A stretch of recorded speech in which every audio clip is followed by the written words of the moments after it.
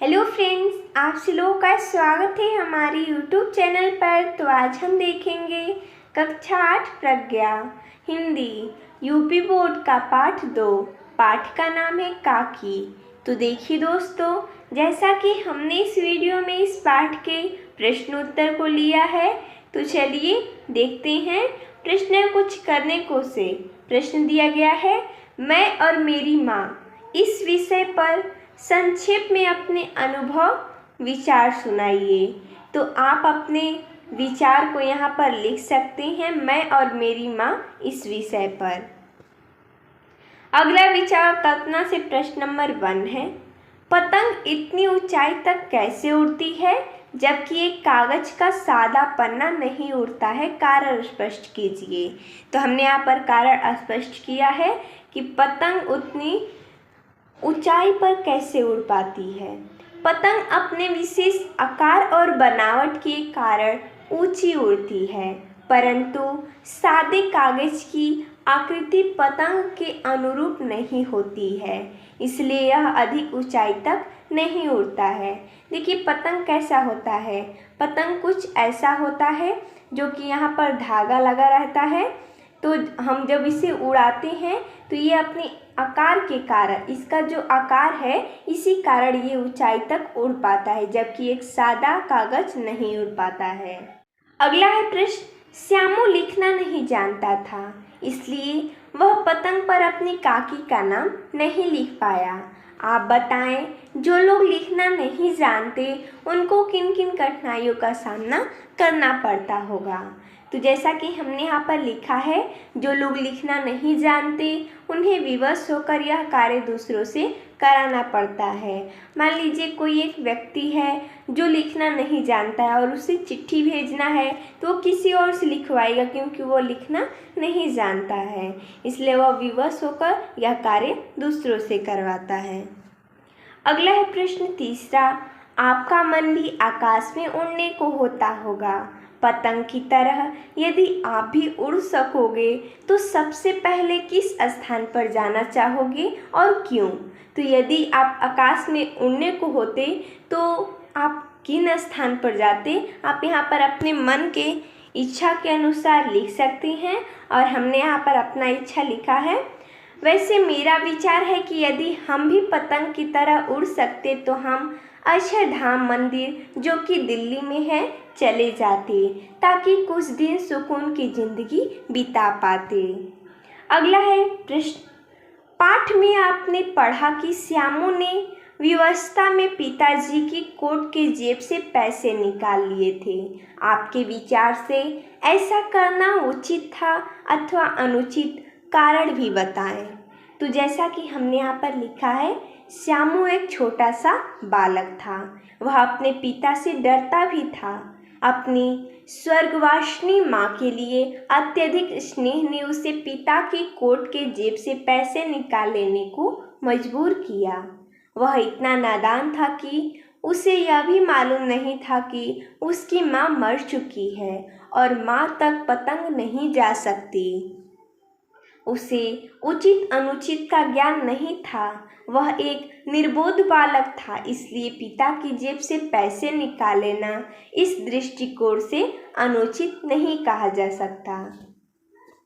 अगला है प्रश्न कहानी से प्रश्न नंबर 1 है, समूह ख से नामों को छांटकर समूह क से संबंधित शब्दों के सम्मुख लिखिए।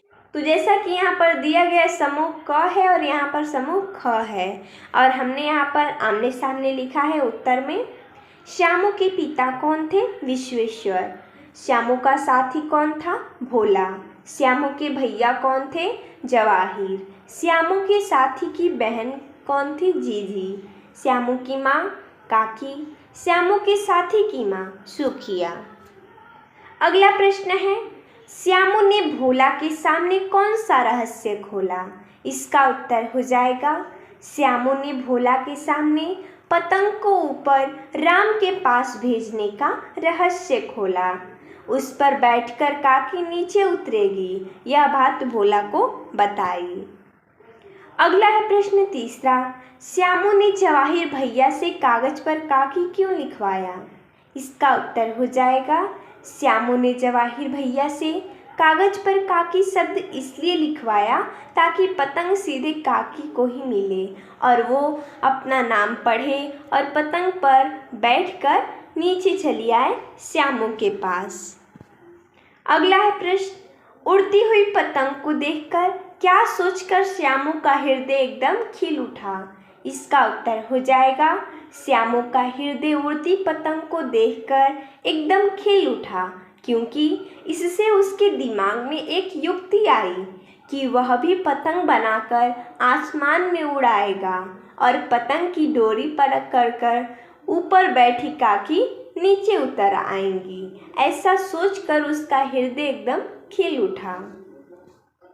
अगला है, भोला एक ही डांट से मुखबिर हो गया। इस वाक्य से क्या तात्पर्य है?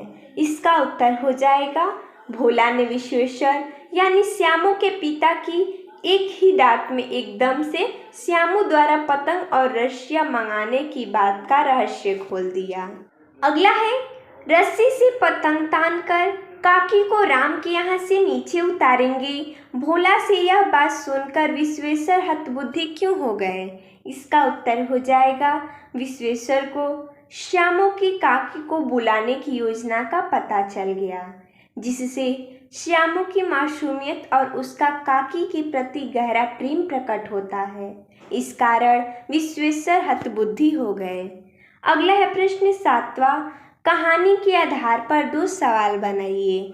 तो जैसा कि हमने यहाँ पर 2 सवाल बनाया है। पहला, यदि विश्वेश्वर ने श्यामू को पतंग मंगा दी होती तो कहानी का अंत क्या होता? और दूसरा है, विश्वेश्वर को जब श्यामू की सच्चाई भोला द्वारा पता चला और उन्होंने पतंग पर काकी लिखा देखा, तब उसके बाद विश्वेश्वर ने श्यामू के साथ कैसा व्यवहार किया होता? ये दोनों प्रश्न जैसा कि 2 ही बोला था सवाल बनाने के लिए। अगला भाषा की बात से प्रश्न नंबर 1 है, श्यामू पतंग के लिए बहुत उत्कंठित था। वाक्य में श्यामू और पतंग संज्ञा है।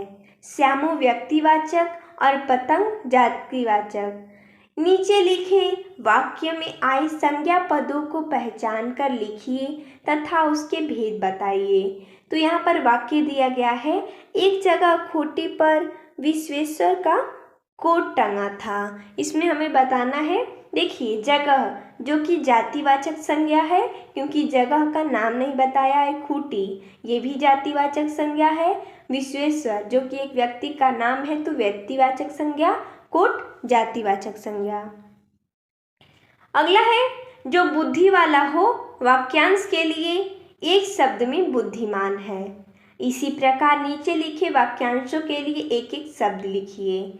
जिस पर विश्वास न किया जा सके उसे अविश्वसनीय बोला जाता है एक शब्द में। जिसका स्वर्गवास हो गया हो उसे स्वर्गीय बोला जाता है। जो अपने मन को एकाग्र रखता हो एकाग्रचित्त बोलते हैं। वह स्थान जहाँ शव जलाए जाते हों उसे हम शमशान बोलते हैं। अगला प्रश्न 3 है, निम्नलिखित मुहावरों के अर्थ बताइए और अपने वाक्यों में उनका प्रयोग कीजिए। मुहावरा है कोहराम मचना, अर्थात इसका अर्थ हो जाएगा बहुत शोर शराबा होना।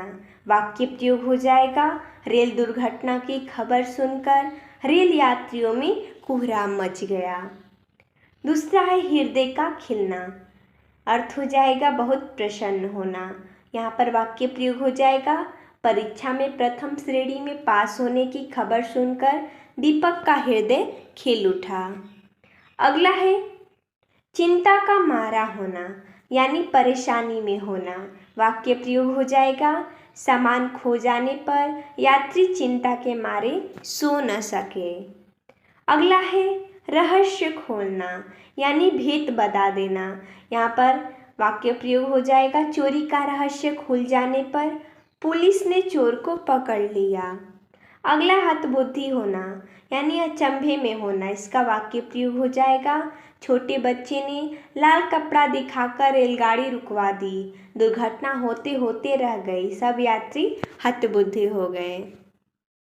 अगला है समझदार, शब्द में समझ संज्ञा है, उसमें दार प्रत्यय लगाकर विशेषण पद बना दिया गया है।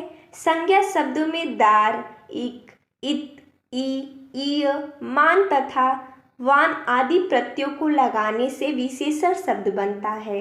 नीचे लिखे शब्दों में उचित प्रत्यय लगाकर विशेषण बनाइए। तो शब्द है बुद्धि, हमने यहाँ पर प्रत्यय क्या लगाया है? मान, तो हो जाए बुद्धिमान। चौकी में हमने लगाया है दार, क्योंकि बोला है उचित प्रत्यय लगाकर बनाइए विशेषण, तो हो जाएगा चौकीदार। हमने यहाँ पर दार प्रत्यय जोड़ा है। उपद्रव, हमने यहाँ पर ई जोड़ा है, तो उपद्रवी। करुण का करुणा, बल का वान जोड़ा है, तो हो गया बलवान। प्रांत का प्रांतीय, ईय जोड़ा है। उत्कंठा का उत्कंठित, इत जोड़ा है। तो आप देख सकते हैं हमने यहाँ पर बनाया है। तो देखिए दोस्तों, जैसा कि इसमें इतना ही प्रश्न दिया था, तो मिलते हैं तब तक के लिए धन्यवाद दोस्तों।